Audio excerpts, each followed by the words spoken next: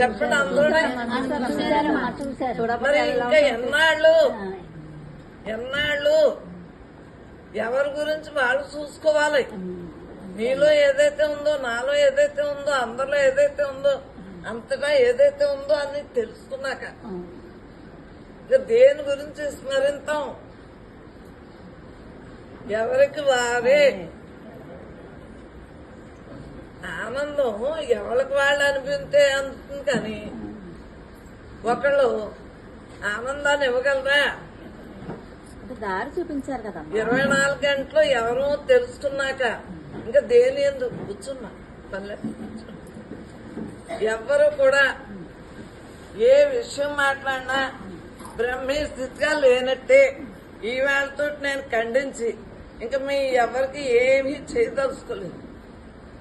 ఎందువలన ఇన్ని సంవత్సరాల నుంచి జరిగింది, జరుగుతుందని నాకు నమ్మకం కూడా లేదు.